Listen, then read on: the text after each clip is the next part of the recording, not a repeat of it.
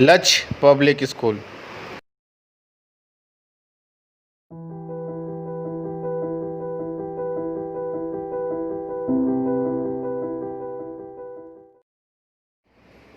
Good morning, students. I will teach to you 9th class second lesson of Kshitij book. I hope that you are happy at home.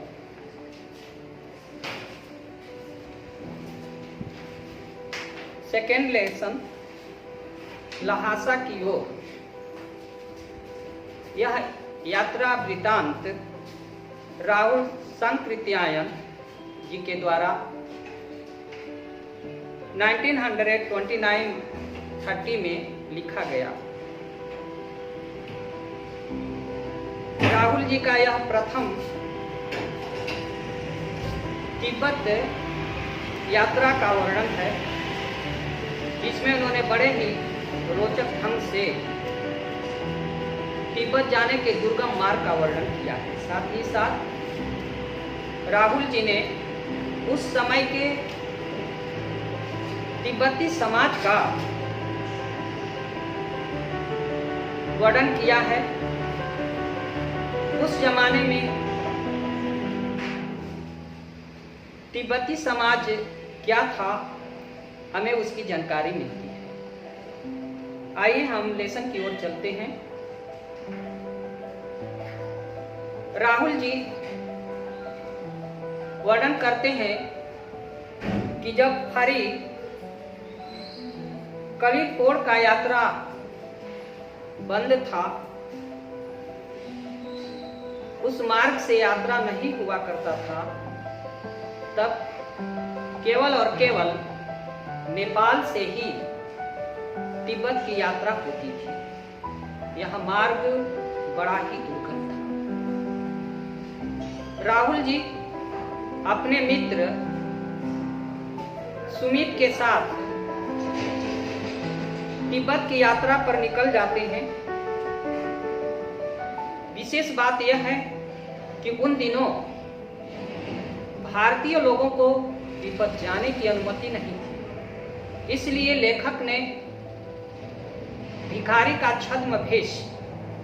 का भेष बदल करके अपने मित्र सुमित का साथ लेकर के तिब्बत की यात्रा पर निकल पड़ते हैं। नेपाल से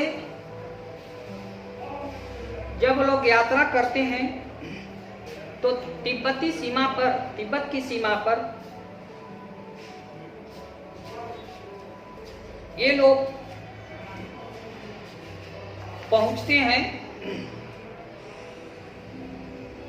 वहां पर जो सीमावर्ती गांव है, पहुंचने के बाद वे लोग टोडा पार करने के लिए निर्णय लेते हैं कि हम लोग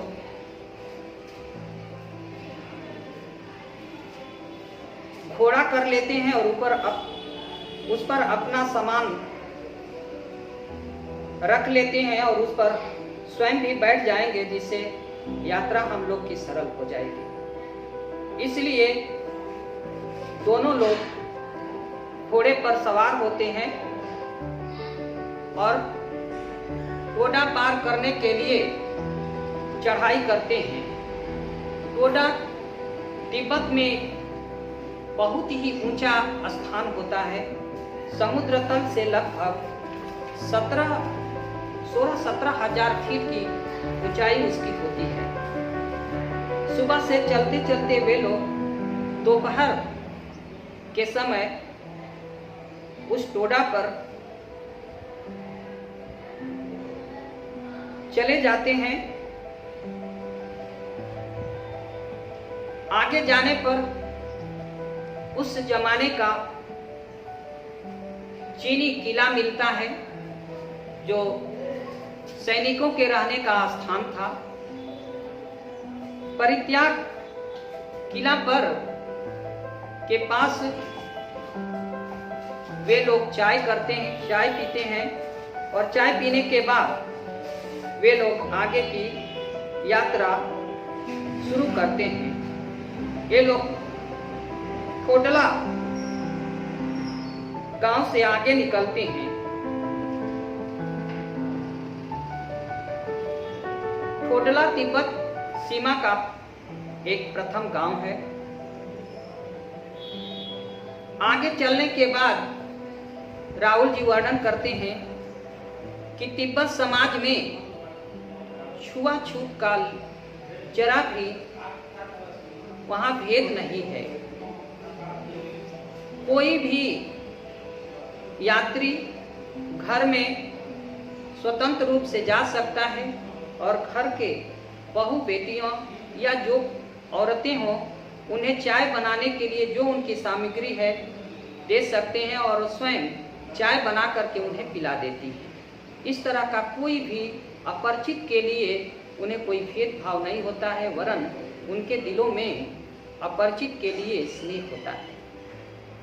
अगर किसी को दी हुई चाय बनाने की सामग्री में संदेह है तो वो स्वयं जा करके चूल्हे के पास वे अपना चाय बना सकते हैं और पी सकते हैं। इस तरह से तिब्बत समाज में परदेशियों के लिए, यात्रियों के लिए स्नेह भाव होता है, आदर भाव मिलता है।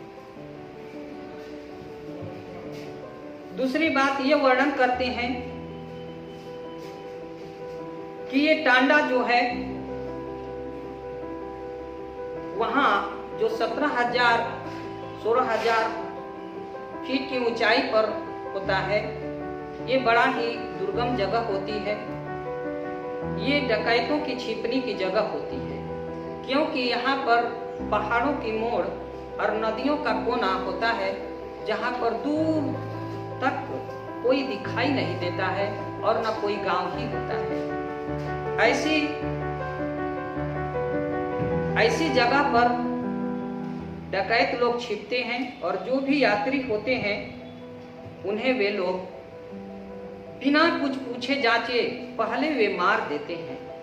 मारने के बाद राहगीरों को, यात्रियों को, मुसाफिरों को मारने के बाद वे लोग उनकी जेब टटोलते हैं और जो कुछ रहता है उसे लूट लेते हैं।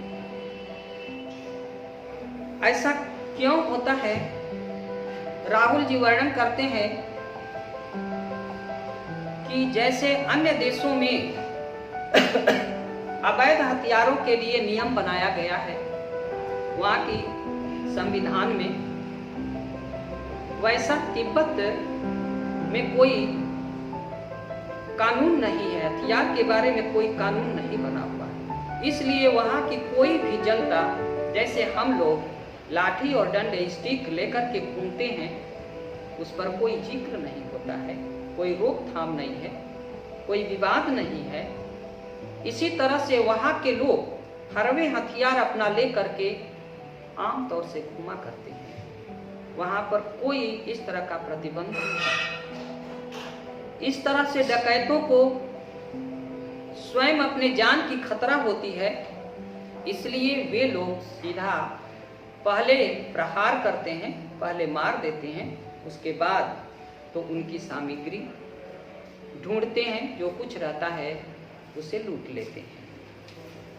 इसलिए बड़ा ही भय बना रहता है, यात्रियों, राहियों के दिलों में बड़ा ही भय बना रहता है। राहुल जी कहते हैं हम लोग भिखारी थे, दिलों में डर बनी रहती थी, लेकिन जब इस तरह की कोई भयानक आकृति या भय का संदेह होता था तो हम लोग अपनी टोपी उतार लेते थे और कुची कुची, जो तिब्बती शब्द में दया दया कहते हैं, ये रट लगाते थे। जब कुची कुची दया दया दया कहते थे तब लोग इन्हें भिखारी समझ करके इन्हें छोड़ देते थे। कोई खतरे की बात नहीं होती।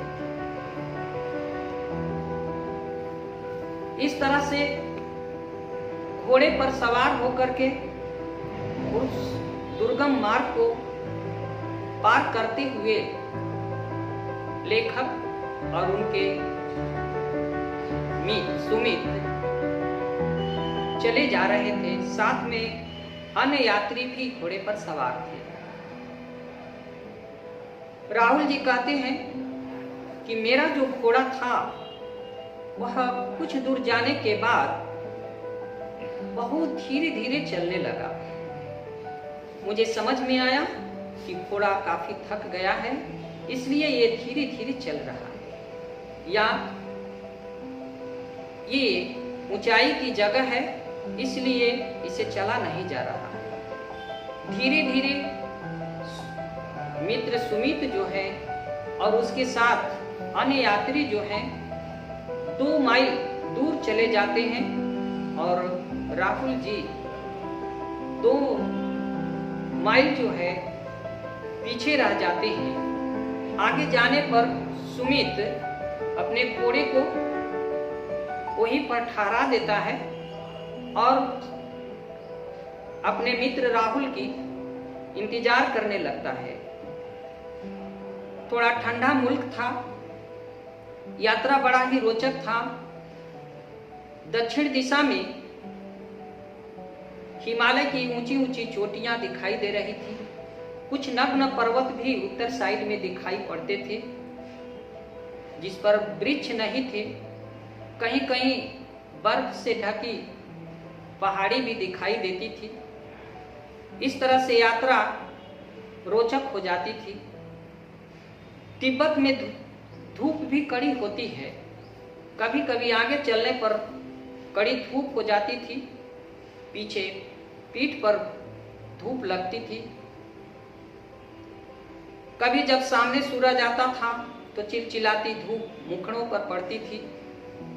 इस तरह से यात्रा करते हुए ये लोग चले जा रहे थे। जब वहां सुमित इंतजार कर रहा था तो अंगीठी, जो पशुओं का गोबर होता है, डंग होता है, जब वो सूख जाता है तो उसे हमारे शब्दों में उसे अंगीठी कहते हैं। ये लोग लिए हुए थे। उसे निकाल करके सुमित जो है चाय गरम करता है कि मित्र आ जाएंगे तो उन्हें हम लोग मिल करके पिएंगे। लेकिन इंतजार करते करते चाय ठंडी हो जाती है। 2-3 बार सुमित जो है चाय को गर्म करता है और इंतजार करता है। इधर होता क्या है कि राहुल जी ऐसी राह पर चले जाते हैं जहां पर मार्ग मालूम नहीं होता है। दूसरी तरफ मुड़ जाते हैं, 2-3 किलोमीटर अंदर चले जाते हैं, तब पूछते हैं कि हमें इस दिशा में लहासा की तरफ जाना है। तो वहां के लोगों ने बताया कि आप रास्ता गलत पकड़ लिए हैं, यहाँ से चले जाइए और दूसरा जो मार्ग है उसे आप पकड़ लीजिएगा, तब आप लहासा की ओर जा सकते हैं। पुनः राहुल जी लौट जाते हैं और बताए हुए मार्ग को पकड़ते हैं। जब समय बीत जाता है, कुछ सुमित के पास पहुंचते हैं तो सुमित आग बबूला हो जाता है, बड़ा ही क्रोधित होता है, उसका चेहरा लाल हो जाता है। राहुल जी कहते हैं कि ऐसे मंगोली बड़े ही गोरे होते हैं, उनका चेहरा थोड़ा लाल होता है, लेकिन क्रोध से सुमित का चेहरा और लाल हो जाता है। क्रोधित चेहरे को, लालमय चेहरे को जब राहुल जी देखते हैं तो भाग जाते हैं कि सुमित हमारे पर बड़ा ही नाखुश है। इसलिए उसकी क्रोधाग्नि को शांत करने के लिए, क्रोध को शांत करने के लिए बड़े ही नम्र व्यवहार करते हैं, नम्रता पूर्वक करते हैं। कहते हैं कि मैं क्या करूं, देख नहीं रहे हो मेरा घोड़ा बड़ा कमजोर है। ये बहुत धीरे धीरे चल रहा था, मुझे तो अंदाजा था कि कहीं मैं रात तक पहुंचूंगा। दूसरी बात यह थी मित्र कि मैं राह भूल गया था और लौट करके आने में थोड़ा देर हो गई। नम्रता भरे शब्दों को सुन करके सुमित का चेहरा ठंडा हो जाता है। पुनः वे लोग चाय पीते हैं और फिर आगे लहासा की ओर बढ़ जाते हैं।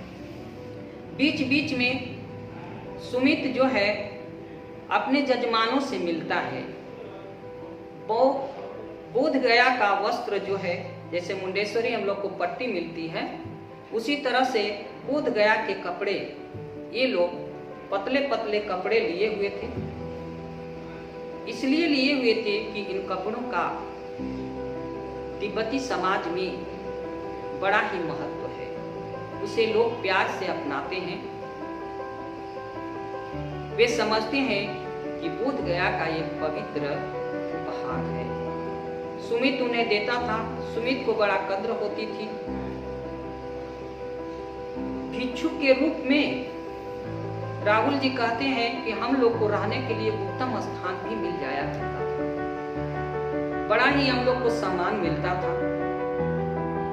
जब ये लोग लहासा आगे पहुंचते हैं तो वहां की एक और बात आती है कि वहां सामंत जो होते हैं, जो खेती बाड़ी करते हैं, एक यहाँ राजा की तरह ही उनका रहन सहन होता है, लेकिन वो सामंत जो है बौद्ध भिक्षु होते हैं।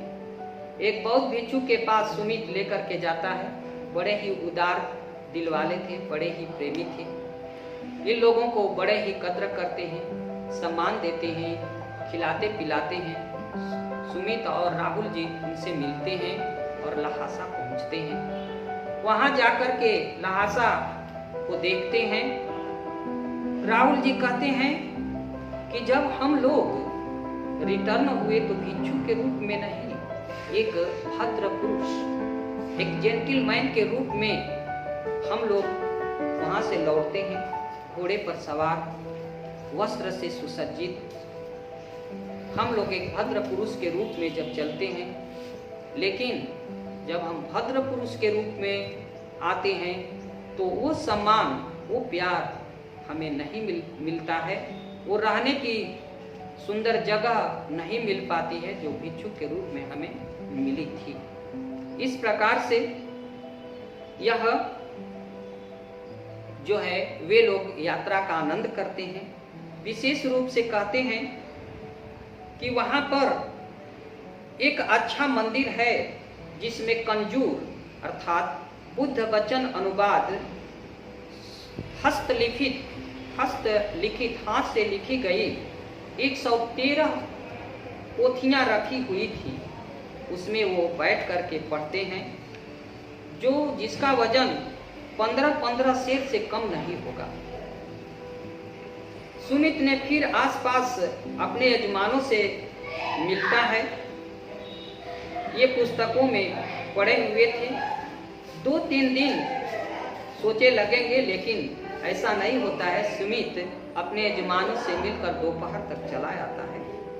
फिर ये लोग टिडरी गांव, वहां से बहुत दूर नहीं था, वे लोग वहां अपना अपना सामान पीठ पर उठाया और फिर भिक्षु नमसे से विदाई लेकर के चल पड़े। इस प्रकार से राहुल जी तिब्बत की यात्रा करते हैं। वहां के सामाजिक परिवेश का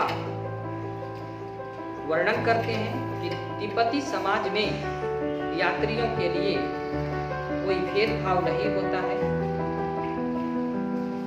कोई अपरिचित के लिए बड़ा ही आदर और सम्मान मिलता है।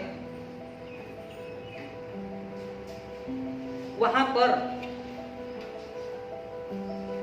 जरा भी छुआछूत का भेद नहीं है। इस प्रकार से यात्रा का आनंद लेते हुए लेखक अपने सुमित के साथ पुनः लौट आते हैं। हमने आज आप लोगों को क्षितिज का दूसरा पाठ लहासा की ओर पढ़ाया। इसमें जो कुछ भी कठिनाइयां होगी आप लोग स्कूल के व्हाट्सएप नंबर पर मैसेज कर दीजिएगा। पुनः आप लोगों की समस्याओं का हम निदान करेंगे। पुनः अगर विद्यालय सदा की तरह चलने लगता है तो हम पुनश्चरण इस लेसन पर आएंगे और सारी समस्याओं का निदान करेंगे। आज के लिए बस इतना ही। धन्यवाद। Thank you. Subscribe now and press the bell icon. Never miss an update.